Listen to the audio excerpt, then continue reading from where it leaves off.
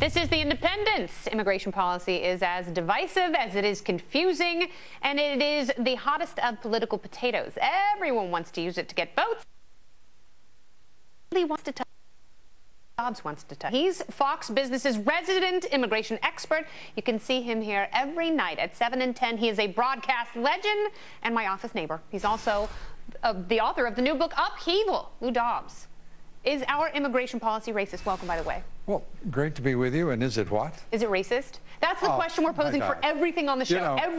Whether it's art, culture, politics, Obamacare. Boom. Let's be thematic then, shall we? Yes. 50 million Americans are Hispanic, right? Most of the illegal immigrants entering the country are Hispanic. If you are asking that we maintain the status quo, for example, in our immigration policy, you are embracing 50 million Hispanics, are you not? You are not repulsing 1 million.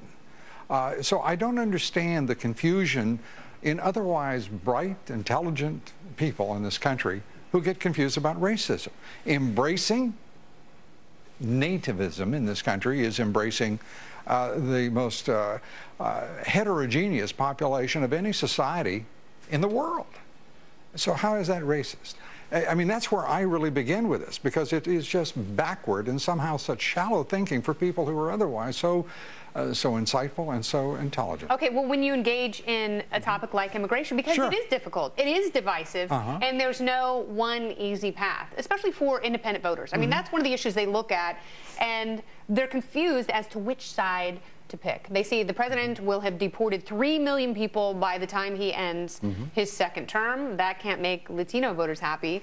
At the same time, like, if Latino does it voters, create jobs? Is it what business wants? Yeah, but Kennedy, if Latino voters are perceived as being so monolithic and simple-minded as only to be single-issue voters or single-issue concerned citizens, I think that is patronizing and condescending, and then does border on racist in point of fact. But what if they because if that were inverted, what if they are asked questions and they answer overwhelmingly the same way? It's not racist to interpret polling data. I don't think it is, no. But I do think it is racist, if you will, and certainly racial, to push poll and construct utter shibboleths within the polling as if to treat them as one-dimensional, single-minded.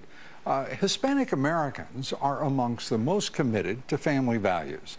They are, in my judgment, as an independent, I am a registered independent and proud of it, but they are, in my opinion, natural-born Republicans. I mean, they love everything about this country. They are traditionalists. Now, when you get to the advocacy groups, you're talking about an entirely different segment of the population, because they are on the left politically and ideologically, and presume to represent 50 million people. Now, Lou, I agree with pretty much everything you just said.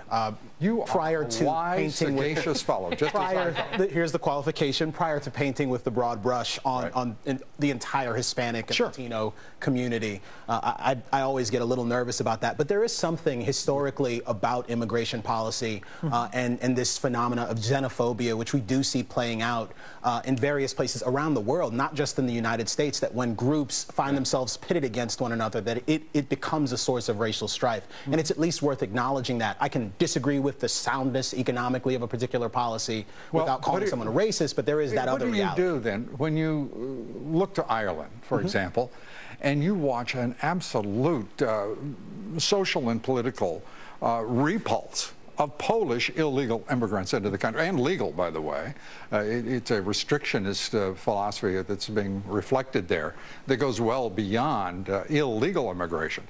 What do you do when you look to Western Europe and their reaction to Eastern Europeans entering countries, whether it be France, whether it be Germany, or Italy, looking to Northern Africa, looking to South Africa, Eastern Zimbabwe. Europe? I mean, you can't put it in racial terms, and it's a mistake to do so. It is convenient and expedient to certain political philosophies and ideology, I understand, but there are to people, do so. There are people on the left who say that immigration policy in Western Europe is just fine if it keeps out Northern Africans and Albanians.